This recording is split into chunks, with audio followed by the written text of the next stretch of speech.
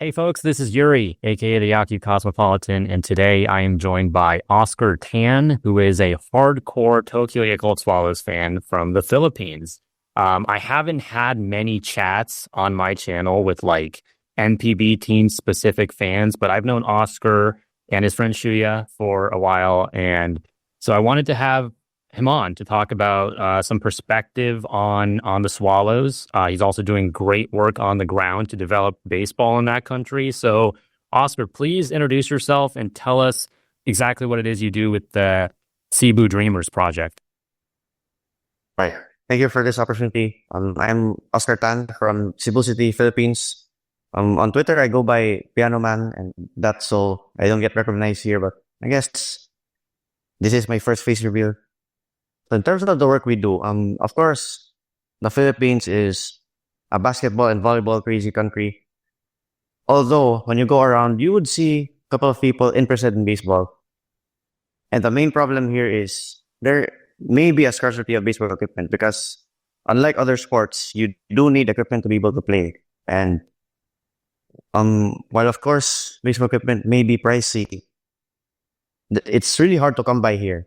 So when Shuya, our connection, close friend of mine, when he came here as a diving instructor, he saw that. I think he saw kids trying to play baseball using makeshift equipment, maybe like branches for as bats and other kinds of balls instead of the Afro baseball. And he thought that there may be potential here. So it started as just like our name, a dream. And of course, a pandemic took place. And after that, things started to go well. And where we are now is first he focused on Lapu-Lapu City because that's where he was based. That's a coastal town in Cebu province. And now we've expanded. We're now in the capital city. And things are going well so far. So what Cebu Dreamers is an NGO, non-governmental organization, that aims to give children who are not able to afford baseball equipment a chance to play despite that. We're currently focusing on elementary to high school kids, and we've covered, I think, 3 to 4 public schools within the city over the past year. And it's been going well so far. So, of course, Shuya has, of course, I don't think he has reached Koshin, but he mentioned that he has faced players such as Hayakawa from Rakuten, and on Nippon Han is the rising star, just Gunji, right? Yeah. He has pitched against him before. So that makes for some great experience. So he provides that to the players, some advanced training. Then we also feed the kids, right? Like meals after each training. And the long-term goal is to hopefully get them ready for the pros and make them a pro, probably in Japan, or it could be even America, United States. So that's what we're trying to do. And of course, things aren't entirely smooth as of now. But given where Shuya was before the pandemic and where we are now, working together on this, we hope that this year, 2025, will be a much more productive year for this initiative. I hope it could slowly take off to make really baseball much bigger than it already is here in the Philippines. Yeah. Yeah, I think it's great that you guys are starting to build that infrastructure at the youth level, right? Because you can only do so much in a non-baseball country with like a professional league, because the interest probably isn't going to be there. But starting at the, kid level and just bringing them up to enjoy the game, that's just like the best thing you can possibly do for the long-term health of the country and the game. And I think you look at a lot of these initiatives done by MLB and, Japanese organizations, and NGOs like yourself. I think in 20, 30 years, we're going to see a lot of these like non-baseball countries currently break through. I mean, we're already seeing it in places like the Czech Republic, a lot in Africa, like Uganda and Tanzania is growing, Egypt. And, the Philippines, watching them play at the U18 Asia Cup last year against Japan, like a lot of these other countries were getting mercy rolled by Japan, and the Philippines were putting up a good fight. So I think that you're already seeing promise there, and obviously, region specifically with what you guys are doing in Cebu, that's only going to continue to help. Now, I also wanted to ask, like, where do you think the Southeast Asian community is at when it comes to NPB and MLB? Like, how many Southeast Asian fans are there that watch or follow NPB and MLB? All right, so starting with MLB, there has been growing interest over probably the past decade since I started following baseball. Of course, a lot of Yankees gear, Dodgers gear. So MLB, no question about that. And since Otani's rise, it's been it's been great. And interest in baseball has sort of peaked relative to where it was in the decades past.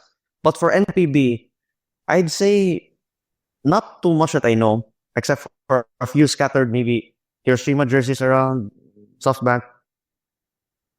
That's why Shuya would joke around that I'm the only NPB fan in Cebu. But I have met some great people over on Twitter, which you mentioned, who actually have interest in NPB. They have teams. They even sort of know how to speak Japanese because of their Yeah.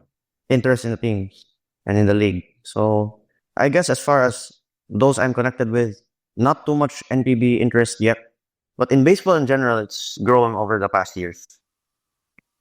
Yeah, I've always been surprised to see just how many Southeast Asian people follow me on Yakult Cosmopolitan, for instance. You guys are a very active community. Indonesia and the Philippines in particular is mostly where I've seen that fandom from. But yeah, I mean, it's just like, even if there's only a couple dozen, it's just like, it's a region that you really wouldn't expect to be into baseball, let alone, Japanese baseball. So that's great to see. And how about you specifically? Like, when did you get into MPB and how did you start liking the Swallows? Because I want these kind of like, I want this individualized story from you. Like, how did you become a Swallows fan? There are two ways to look at this. The boring answer would be because of Tobacco, but I guess I'll go into detail with that. Of course, with Otani's rise, that's when it shed more light on a Japanese baseball scene. So my family and I, we do take trips to Japan. We went there in 17, but no baseball. When we went back in 19, of course, I wanted to watch a game since only then did I discover the level of play in Japan, which is different from America, but I'd say more entertaining. So I was curious. Of course, the bucket list was Tokyo Dome, since it's a globally famous venue. But that time, the only available game was in Jingu. Giants would play, but against this certain Swallows, which at that time I didn't know. When I checked the roster, a couple of entertaining players, of course, Nori Aoki, former MLB player, and Tetsuo Yamada was branded as the next Mike Trout. That's what I read. And then Valentine, who just broke the home run record, I think 5 years prior. And that's when I thought, okay, this might be an interesting thing to watch. And then we were there in Jingu Stadium. Tobacco, of course, was doing Tobacco stuff, his Senatos. The overall atmosphere of Jingu was, how do I just- it was great considering that the team did not have a lot of success, especially during that time. It was before they won the championship. So it's pretty good. They lost that game. Jurihara started that game. It was like 9-0. But when I came back home, maybe a week after, I was curious as to how the team was doing. And by slowly checking on them every day, started to gain interest until when the pandemic hit, nothing to do. I had to find creative ways to stream games. And of course, it turned out that they signed Alcides Escobar. And at that time, I was still a believer that he's going to rake in Japan myth. And that didn't happen, although he did pretty good defensively. So I guess it was during the pandemic when I started to get immersed with the Swallows every day since there's nothing to do. And took off from there. It became a part of me. Um, Something that I look forward to in my daily routines. Yeah. Yeah, I definitely think the pandemic is when a lot of people got into Asian baseball. The KBO did a better job than MPB at marketing to a foreign audience, but with so little sports to watch, I do think MPB was good to at least have a semi full season. They played 120 games, not the 143, but much better than what MLB was doing.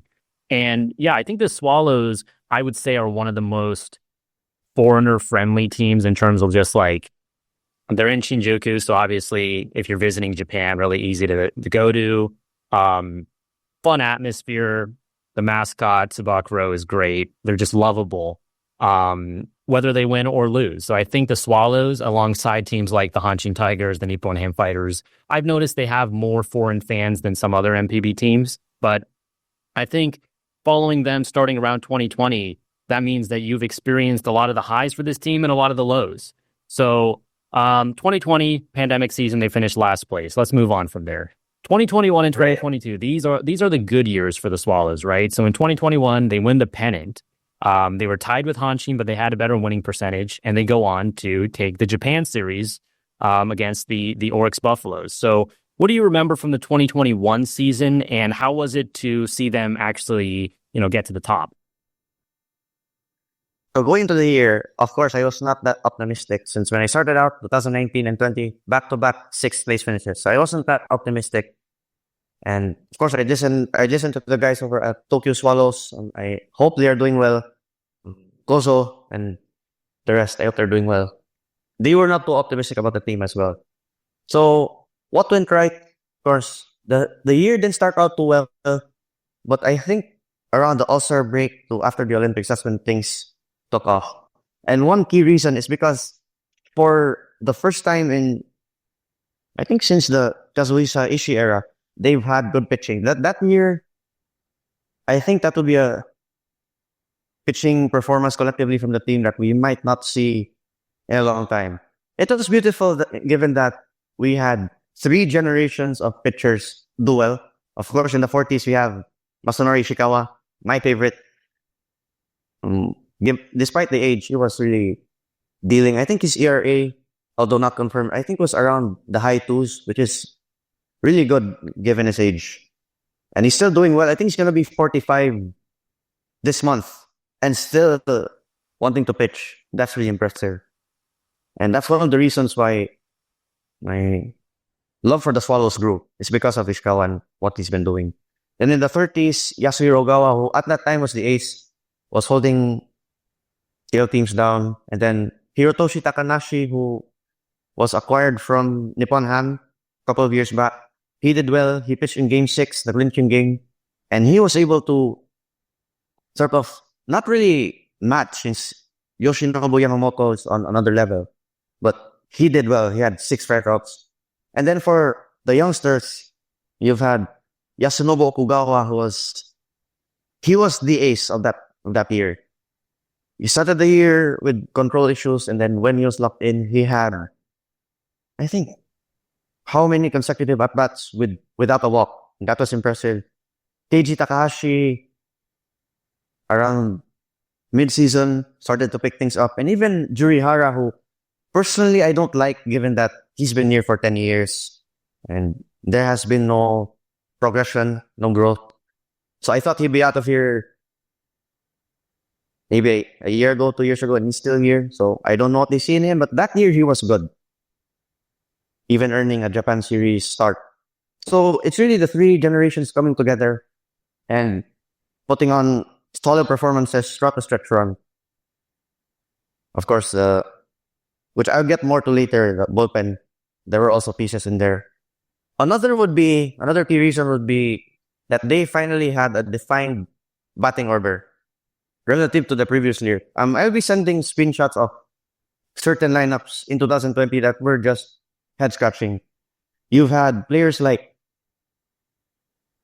Nishiura batting fifth, who are clearly. Well, Nishiura was a good power hitter, but the average wasn't there. He bats in the 100s. You've had Nishida, who recently retired, batting fifth. It was a disaster of a time. in terms of lineups. But what helped in 2021 was the arrival of Domingo Santana and Jose Osuna, who are key players in the championship. Until now, they're still doing great. And if I've seen any recent foreign players breaking in Japan, it's certainly with the two of them. So you had Xiaomi leading off, and he was doing great. Aoki, who in his last good years batting second, then you have Yamada Murakami, you have those, um, yeah, Osuna and Santana sandwich in the middle. That was a great lineup constructed by Takatsu. Um, Shino Takatsu that carried on from the middle of the season towards the Japan series. And that's what made their performance in that year much better than it was in the previous, when there was a new lineup every day. This one more defined. You've had breakout star Hyu Motoyama. Was he an all-star? I don't think he was an all-star that year, but he was a breakout player, batting eighth. So it was complete. And then Shino Takatsu's manager, it was his best year in terms of how he handled the bullpen. So, of course, in 2021, an issue there was a draws, and that's probably why we got a slight edge over Hanshin, was because of how Shingo Takatsu managed games, wherein maybe the starters would be expected to throw 5 to 6, and then there was a fixed rotation after that with Ishiyama in the 7th, Shimizu in the 8th, and McGuff closing out. Even in a tie game, they treated it like a safe situation. So I think it's because of the draws also. But it's really Takatsu's managing. It was A-class that year, I'd say. And then you have better lineups and good pitching. Everything that could have gone well for the Swallows that year did go well, and at the best times possible. So that's why it led them to Japan series, and of course, best moment as an NPB fan. Yeah. Yeah, absolutely. They were able to reach the promised land because, as you said, everything came together. It felt like, the Xiaomi breakout, Munetaka Murakami hitting like a star, Tetsudo Yamada still had some juice in him. Domingo Santana was, also raking. And then Jose Osuna, hot and cold at times, but also providing that pop. But I really do think, like you said in the beginning, the pitching was the key, because this team almost never has good pitching. And it's my belief that the Olympic break was probably the determining factor for this team. As you mentioned, they got hot in the second half. And I think having that long 2 to 3 week break, as opposed to just like 3 days for the All-Star game, I think that was huge. It gave the young staff a lot of time to recover. The summer months, especially like late July, early August, can be brutal at Jingu Stadium, with the balls just absolutely flying out of there. And so for them to be able to delay the end of the season a little bit into October and November, I think that also helped out. And yeah, just looking at the numbers, they had a 94 run differential. That's excellent, obviously. A 107 OPS plus, so an excellent offense, and a 107 ERA plus, as well as having the best strikeout rate minus walk rate in all of MPB. And those are not things you should be saying about the Tokyo Yakult Swallows. But Yasunori Okugawa, as a rookie, I mean, he was doing stuff that we haven't seen since like Masahiro Tanaka. And then Keiji Takahashi, that 1-2 punch was beautiful. And I think really the best part of the Swallows over the last 5 years is this, the second half into the postseason of 2021, and then the first half of 2022, because the first half of 2022, I mean, the Swallows are just absolutely running away with the pennant. But then they kind of start to hit a little bit of a roadblock. They kind of limp across the finish line, but still, they were 8 games clear of first place. So they end up making the Japan series back again in 2022, but they lose to the Oryx Buffaloes. And obviously 2022 is a big year in terms of Munetaka Murakami breaking the Japanese-born home run record, but there was a lot of other things going on as well. This is a team that led all of MPB in home runs. They had a 110 OPS plus. Pitching regresses a little bit, though. So what can you say about the 2022 team? Of course, you could not deny the historic offense led by, he was called Murakami-sama, and translated as something godly, nothing short of godly. So 56 home runs. He was flirting with 60 at some point, and then of course that slump. Historic offense. You said they led the league in home runs, and it seemed like the first half, every time you'd watch a game, you won't be disappointed. And then I think an underrated part of that year was the bullpen. Since sort of everyone had a role, you had 7, 8, 9. I think it was still Ishiyama, Shimizu, and McDuff holding opponents down late in the game. Then that was when Kazuto Taguchi grew in his role as a fireman. The one out lefty guy. Of course, the signature performance was the Nippon Ham game. Bases loaded, no one out. No one out. He comes in, and I think he struck out 2 guys. That was impressive. And then you've had guys like Onishi proving themselves. So the bullpen was good during the regular season, but during the Japan series, the collapse happened because, of course, McDuff could not throw to first base. That was a thing. But more often than not, it was a bullpen that carried them. When you said the starting pitching was not as good as the previous year, but the bullpen carried them to a couple of wins. And that's when Shimizu was still good. We'll get more into that later. And I guess we'd go back to Takatsu's managing during the regular season in terms of how he handled the bullpen. It was more productive than in recent years. Yeah. Yeah. And I think 2022, at least throughout the first half, and I mean, into the second half as well, because even as the team started to kind of regress, Murakami was just hitting so well that you kind of forgot about it. Like, it was like, okay, the team isn't winning as many games, but Murakami is so good that who cares? And Domingo Santana was hurt for a lot of that season, but when those two were together, I mean, that was, those were two of the best sluggers in all of Japan. Murakami and Santana protecting each other, really forcing them to pitch to both of them, because it's like, okay, if you walk Murakami, then Santana's coming up. And as much as Murakami walked that year, I think he was able to break the home run record because of guys like Santana, Yamada, Osuna still playing their part. But I think they kind of ran out of gas towards the end, and I thought they could have maybe crept over the finish line and take home back-to-back Japan Series titles, but the Oryx Buffaloes just had much better pitching, as it turns out. And then you enter 2023 and 2024, which have kind of been similar years.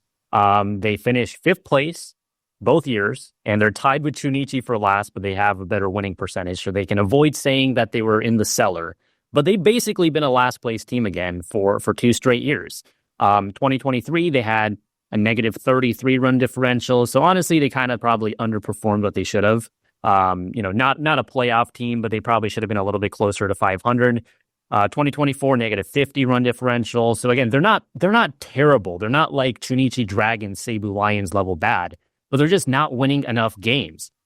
So what do you think it is that's changed about the 2023, 2024 Swallows when you compare it to 2021, 2022? Is Shingo Takatsu to blame? Like, is he getting figured out? Obviously Scott McGough left, so they had some issues in the bullpen as well. But what do you think are the main flaws for the team the last couple of years? Yes, one of your questions was about Shingo Takatsu not being the same or maybe being figured out.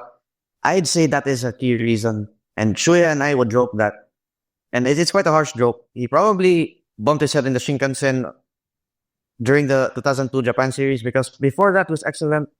And then between games 4 and 5, when the Swallows started to lose, he was not the same and was never the same since. But that's a joke we had. I think one thing is the management of the batting lineups, since that's what went well for them during the championship years.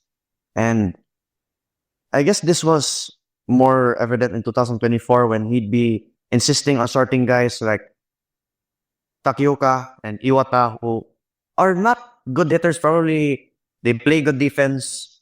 They could run, they could bunt, but are not hitters that you should put at leadoff.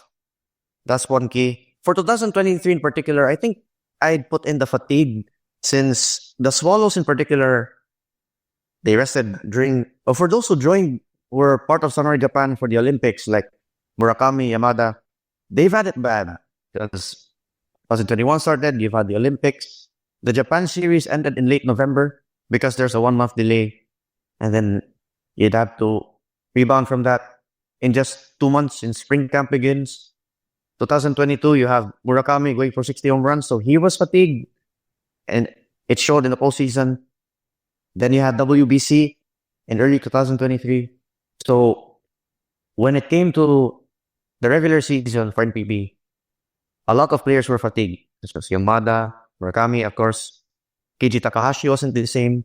So I think not having a full off season of rest for almost 2 years, I think that's what led to Murakami's, I wouldn't say downfall since he's still great, but at least his regression from the Murakami-sama years.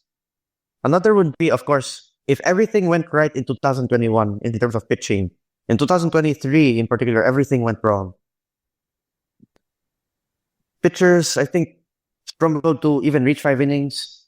You had no one win 10 games for 2 straight years, I think, or did Kizawa reach 10? No one's won 10 games, double-digit games in 2 years.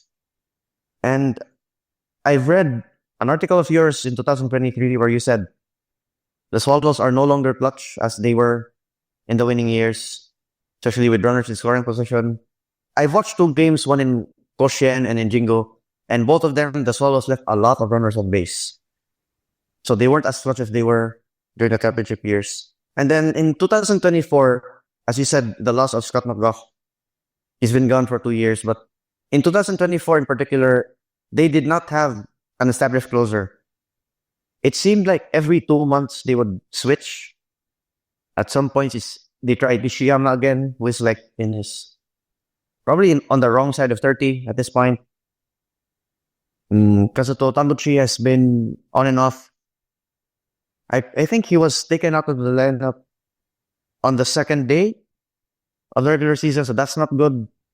They had a solid piece in Elvin Rodriguez, whom I have no clue why they let go. I think they could have made him the closer in as early as July or August. It's probably you go back to the managing. They eventually settled with Reiji Kozawa. I don't think he is closer material. He is a good pitcher, but I think given his approach, sort of like Goyo Aoyagi from Hanshin, he gets quick at bats. So I think he'd be best as a starter or long reliever and not a closer. So I think, and then of course injuries. You cannot deny the Swallows were banged up in 2024. Yamada got injured on opening day. Shiomi was out for more than half of the year, I think. Then the catchers were fatigued because Yudai Koga was out for most of the year. Akahande, I think there was an outfield injury.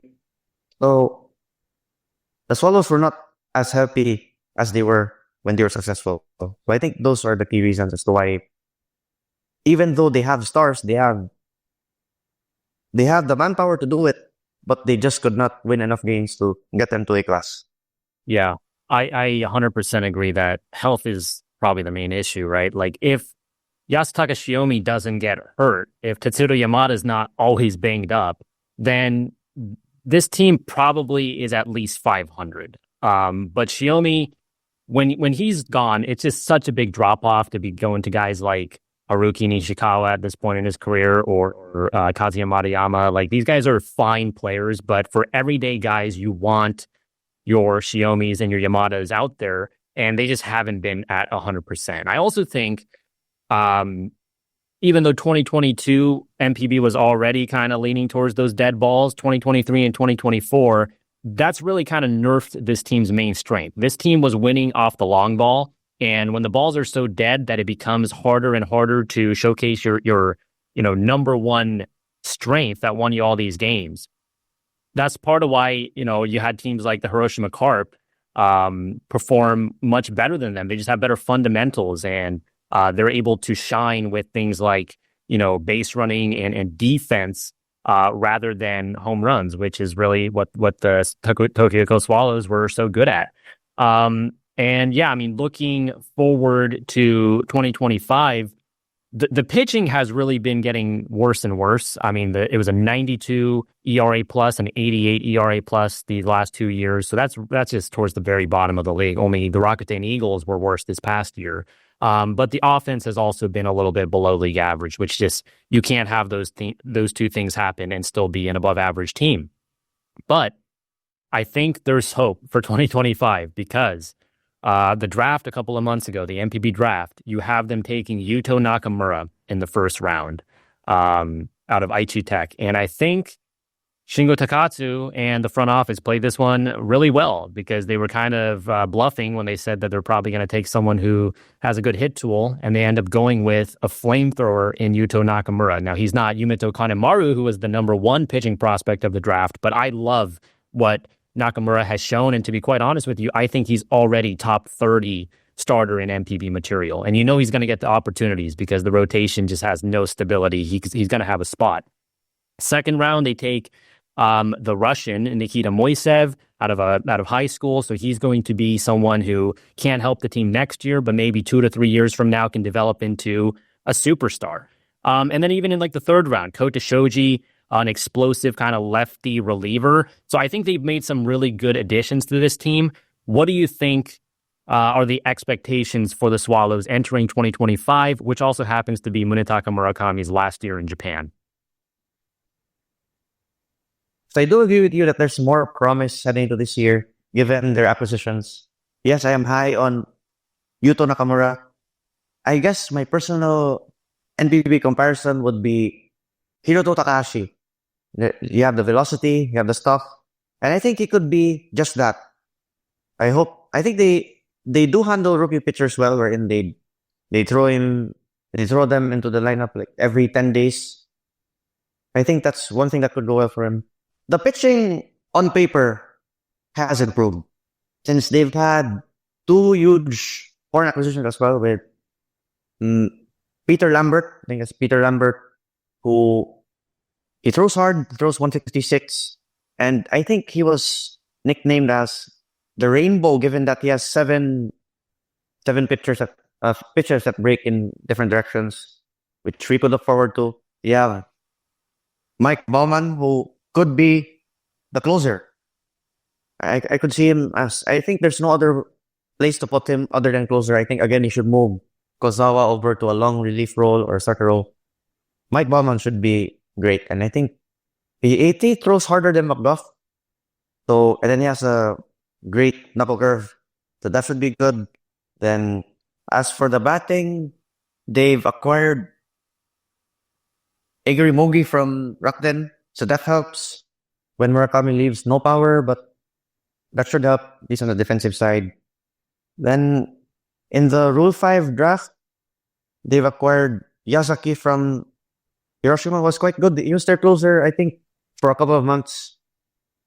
Yeah, Onishi was settling into his role. He could be the 8th-inning guy. If Shimizu recovers, that would be more than great for the team.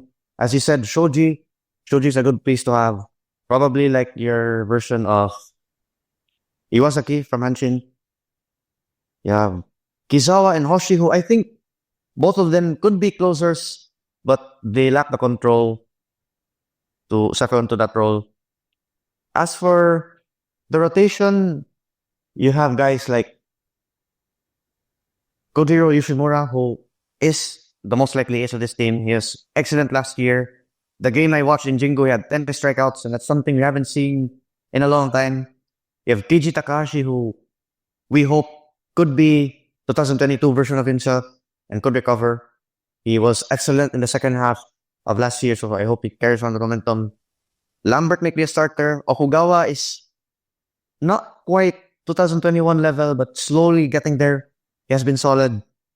Taichi Amano might be a good lefty to put into rotation every once in a while. And then you still have Yasuhiro Okugawa. Although I think he has regressed from his AC years, he should be a solid guy to put in there every 10 days when you sub out Nakamura.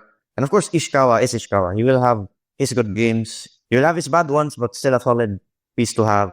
Just in terms of the mentorship he gives to the other players. I've spoken on Instagram to Dylan Peters, who was a good starter in 23. He did not come back.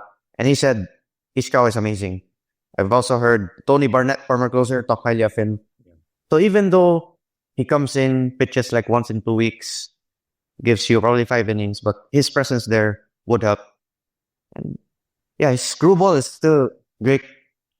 So Ishikawa might, if he can give you 3 RA, that would be solid. So they have pieces on the paper, no doubt about that. And as for the lineup, I think it would be great to have still Shiomi lead off, Nagaoka batting second, since he will probably take over the Oki role when he was batting second. Santana, Murakami, Osuna will be Sanush in the middle. Then Yamada, there. I remember Takatsu saying he might still bat third, but I think it depends on who's hot. Santana and Yamada, you can interchange that.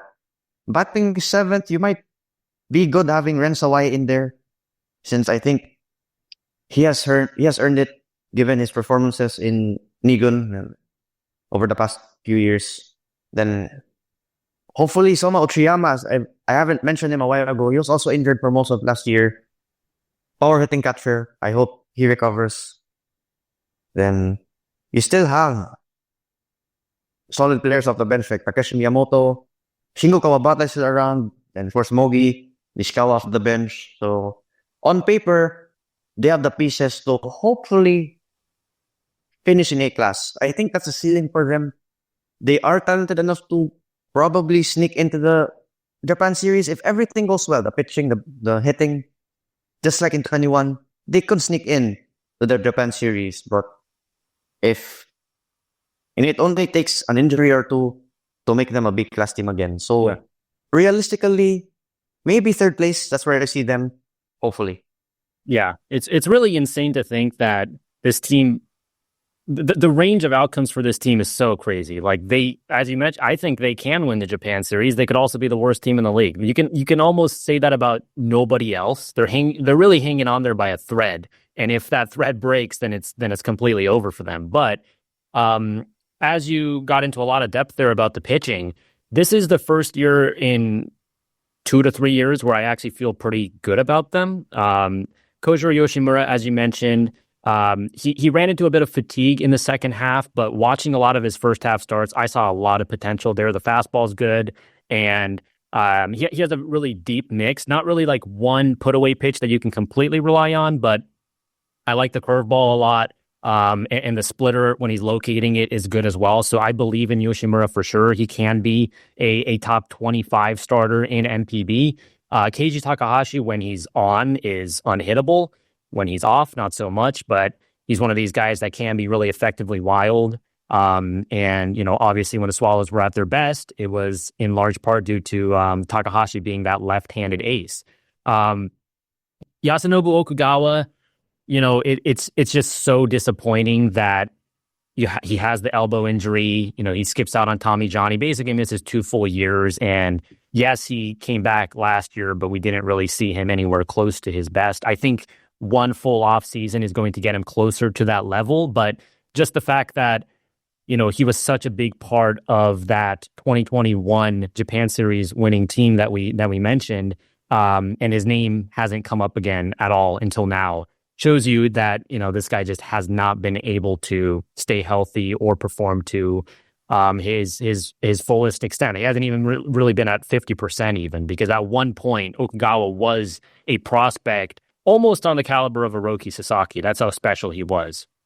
Now, other guys, like I think Kengo Matsumoto threw a complete game shutout in his MPB debut. So Matsumoto is a guy that I definitely think could break out a little bit. Kota Nishidate, their first round pick from 2 years ago now, he's going to be out with Tommy John until probably second half of 2025, but maybe he can come back and, show at least a little bit more than he did last year, because he obviously didn't pitch. And Yuto Nakamura, who I think just has super high upside. And then with the bullpen, Mike Bowman, hard thrower, definitely give him a shot to close. You lost Elvin Rodriguez, but maybe Bowman can at least, do a similar thing to what Elvin was doing. Elvin was just much better in the bullpen than he was as a starter.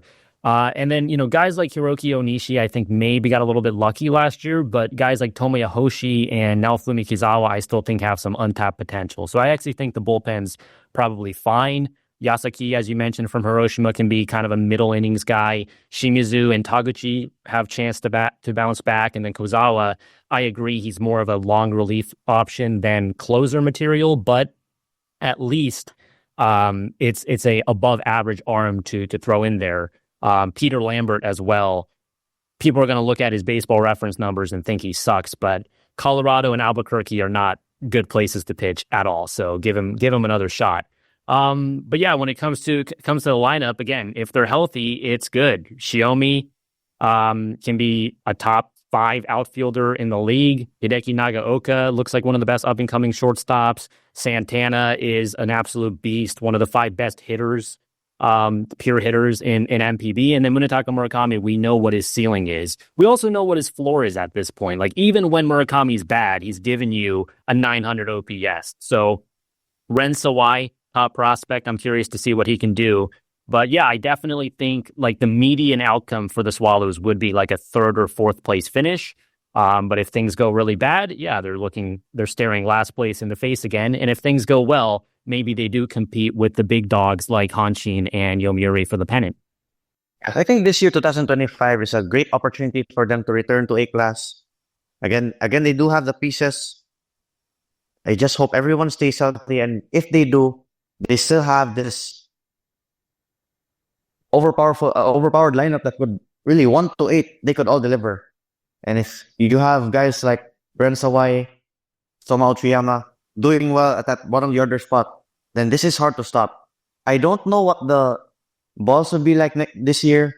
Would they make them a bit more juice than they were in years past? I think 2024 they improved the ball. I think they towards the end of the year, Yeah. balls were flying more. So if the balls are not dead anymore, that could help them. But really, it comes down to health, pitching performance, and I think the last thing that should go well for the Swallows is Shingo Takatsu must be better. There's no other way to put it. Hoping he could return to the brilliance that he had in 2021, 22 when they won. He was, as you've ranked him, really a top 2 manager in the NPB. Lately, he has seemed really confused. That's evident by the batting orders that he puts out. He starts Takioka at leadoff too much.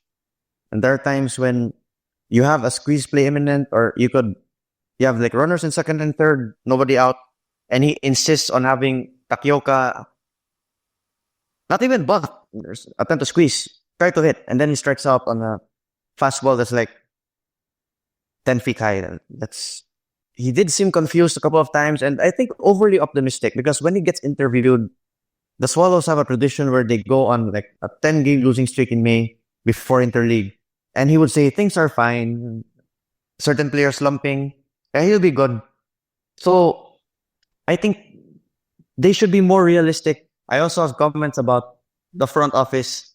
I read this article that really pissed me off. It was like late November, where they have a new CEO. Name is Hiroshi Narita. And he was saying, we had a good year because the attendance improved and we weren't last place. Something like that. And of course, given that over on the NBA MSL Pixpan, we expect excellence every year. And for no less than a team president to say that we're happy with how this year went, despite obviously you and I knowing that it's not the case, and sure all the viewers know it's not the case, that really pissed me off. And going back to Takatsu, of course, he did show signs of recovered brilliance with how he handled the draft. That is a brilliant bluff. We will select a good hitter. And then when they got Nakamura, oh, what are you talking about? He is a good hitter in high school. So if he could return to that level of wisdom that made the Swallows great, and probably more light towards the future, not being too confused about how to handle lineups, about who to bring up and who to bring down, then that should carry the team, because he was an instrumental reason as to why the team was successful when they won. And I think he's also like Takatsu give it and Takatsu take it away. He was not that good the past 2 years. And that's already saying things kindly. I'm doing my best not to be nasty here with how I describe him. But at least if he could recover and make decisions as how he did in those A-class years, championship years, add on to the improved health and the team getting stronger on paper, then yes, there is a potential to be a Japan Series team and at least not fall too far from third. Yeah, I think MPB still more so than MLB. The managers do have a bit more effect on the team, maybe not in terms of win loss, but in terms of just like the culture. And Takatsu, when things were going right, he was pressing all the right buttons. And I think part of that is like he doesn't really like to tinker too much. And when things click, it's just like, okay, he looks like a genius. But in like 2023, for instance, like they had a big losing streak in May, and it's just like he was never making any changes. He was just kind of hoping things would fall into place, and they didn't.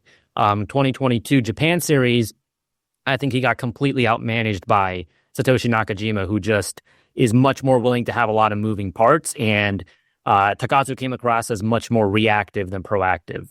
That being said, I still think the players obviously give him a lot of credit and a lot of respect. So I think he still has that, has the respect of the clubhouse. And, that could propel them to having a lot more success in 2025, even as these older generation guys like Nori Aoki are out the door. I mean, Masanori Ishikawa is still there, although I don't know for how much longer. But how about we finish off then by talking about the post Murakami era? That's going to be coming up after 2025. Are the Swallows headed for really dark days when Murakami leaves, or are they going to be able to retool this roster and be okay? Because you mentioned earlier they picked up Eigoro Mogi from Rakuten. I still think he's a solid player, although he hasn't really been able to show it much over the last couple of years. 3-4 years ago, this guy was one of the premier third basemen in the league, and getting him this year almost feels like they're already preparing to replace Murakami next year and going forward. So what do you think the Swallows will look like in 2026 and beyond? Possible regression. We've seen that with Hiroshima, wherein when they lost Seiya Suzuki, they were really unable to replicate that power. But I am not too worried in the sense that we have two potential players who could really flirt with the level of Murakami, if not reach the level of Murakami in Ren Sawai, who has been excellent in the second army in Nigun thus far. He was, I think, injured to start off the year in 2024. That's why he was not able to see too much action. But I believe he has the tools and the power to become like Murakami, at least maybe not 56 home run level, but at least to give you 30 home runs. He's built for that. And of course, the massive draft pickup of Nikita Moisev. He has, they say, Gita potential. And I think if he could reach that potential that was hyped up during the draft, he could be the guy. He could be the next Murakami or the next Yanagita. And that's why I'm not too worried in terms of the power department. They also have other looks like right-handed bat. Seiya Hashimoto, he's a catcher. He just got registered under control in the past year. Not too much is known of him, but he's been batting fourth in Nigun for a couple of months. I think he had 10 to 15 home runs. I think around 10 home runs in the second half. So that could be another source of power. We also have power bats like Taiki Hamada. He has been here for like more than 5 years, but still there is room to grow. So we do have power pieces. We have, of course, I forgot to mention Soma Uchiyama, who could give you 15 to 20 home runs. In terms of power, no problem. We have Mogi to be the everyday third baseman, hopefully. So in terms of how the team will do overall, there might be an adjustment period. It might take them a year or two. But then once they establish a flow with this team in terms of who's going to bat fourth, who's going to be that go-to power hitter, you have to consider will Osuna or Santana still be around in a year or two. If they are, great. If not, then I hope those bats in Ren Sawai, Nikita Moisev, and guys like Uchiyama and Hashimoto. We also have Kitamura Keigo, who I think he hit a grand slam in his first game, something like that.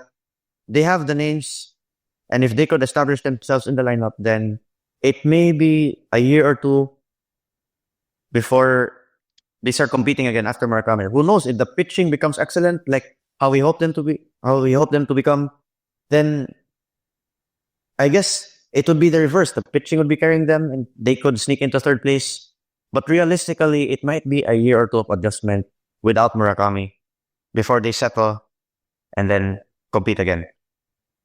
Yeah, definitely. They're going to need to hit on guys like Sawai and Moisa for sure. Because you see with teams like Hiroshima, who had, a great kind of golden era there in the late 2010s, and the Seibu Lions, same thing goes for them.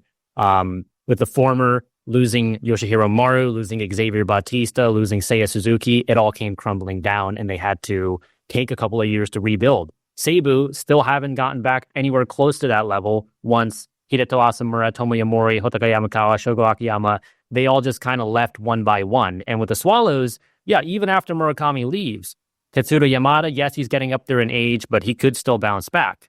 Domingo Santana, Jose Osuna, Yasutaka Shiomi, they still have these other pieces, but you have to also plan for those guys going out the door eventually. So it's all about being able to rebuild and construct enough depth to at least give yourself lottery tickets, basically. Like, if this guy pans out, we're good. If this guy doesn't pan out, we still have this backup option, things like that, right? So I think the Yakult Swallows are going to be a really interesting story to watch for the last half of the 2020s. Like, already the first 5 years have been a real roller coaster, but things might be even crazier down the stretch. And I definitely hope Munetaka Murakami is able to go out with a bang here, and we get to see him in the playoffs one more time. But let's finish off here with any closing thoughts you have, Oscar, and let people know where they can find you and the Cebu Dreamers project.